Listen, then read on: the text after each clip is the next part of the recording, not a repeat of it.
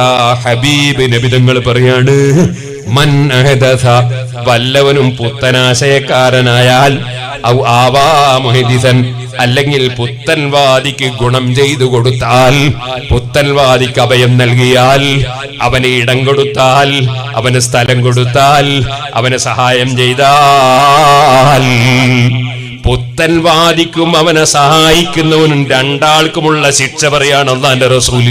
ഫഅലൈഹി ലഅനത്തുല്ലാഹ്, അവന് അല്ലാഹുവിന്റെ ലഅനത്തുണ്ട്. വൽ മലായിക, അല്ലാഹുവിന്റെ മലക്കുകളുടെ ലഅനത്തുണ്ട്. വന്നാസി അജ്മഈൻ, എല്ലാ മഹാന്മാരായ ജനങ്ങളുടെയും ലഅനത്തുണ്ട്. ലാ യഖ്ബലുല്ലാഹു മിൻഹു സർഫൻ വലാ അദ്ലാ, അവന്റെ ഒരു ഫർളോ സുന്നത്തോ ആയ ഒരു അമലും പുത്തൻവാദിയെ സഹായിക്കുന്നവന്റേതോ പുത്തൻവാദിയുടേതോ അല്ലാഹ് കബൂൽ ചെയ്യൂല. എത്ര നിസ്കരിച്ചിട്ടെന്താ, എന്ത് താടി വളർത്തിയിട്ടെന്താ, എന്ത് തലപ്പാവ് വെച്ചിട്ടെന്താ, എന്ത് സദഖ കൊടുത്തിട്ടെന്താ, എന്ത് നോമ്പെടുത്തിട്ടെന്താ, അല്ലാഹ് കബൂൽ ചെയ്യൂല. ഇത് പേരോടിന്റെ വകയല്ല. അതേ സഹീഹുൽ ബുഖാരി, ഖുർആൻ കഴിഞ്ഞാൽ ഏറ്റവും സഹീഹായ ഗ്രന്ഥമായ സഹീഹുൽ ബുഖാരിയിൽ ഇമാം ബുഖാരി റളിയല്ലാഹു അൻഹു ആവർത്തിച്ച് റിപ്പോർട്ട് ചെയ്യുന്ന ഹദീസാണ്.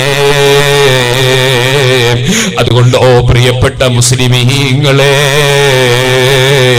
ഒരിക്കലും മുനാഫികളുടെ സർവ്വ ലക്ഷണങ്ങളും ഒത്തിണങ്ങിയ ഈ മുജാഹിദ് ജമാഅത്ത് ഇസ്ലാമി തബ്ലീഗ് ജമാഅത്ത് തുടങ്ങിയ ലോക മുസ്ലിമീങ്ങളെ മുഴുവനും ശിർക്ക് ചെയ്ത മുശ്രിക്കീകളും കാഫിരീങ്ങളുമാക്കി, വിഗ്രഹാരാധകന്മാരാക്കി, അജ്മീറിൽ പോയാൽ അത് പൂജയാണെന്ന് പറഞ്ഞ് മുസ്ലിം ഉമ്മത്തിനെ കാഫിറാക്കുന്ന കക്ഷികൾ, അവർക്കൊരു സഹായവും ചെയ്തുകൂടാ, അവരോട് ബന്ധപ്പെട്ടുകൂടാ.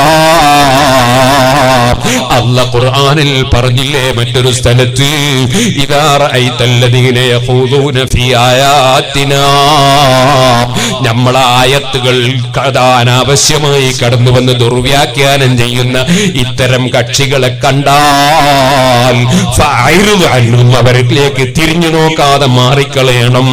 വൈമാ യുൻസിയന്നക ശൈത്താനു, പിശാചി നിങ്ങളെ മറപ്പിച്ചിട്ട് നിങ്ങളെങ്ങാനും അവരെ കൂടെ ഇരുന്നു പോയാൽ ഫലാ തഖഉദ് ബഅദ ദിക്റാ മഅൽ ഖൗമിൽ ളാലിമീൻ, ഈ അക്രമികളുടെ കൂടെ ഓർമ്മ വന്നാൽ ഇരിക്കരുതേ.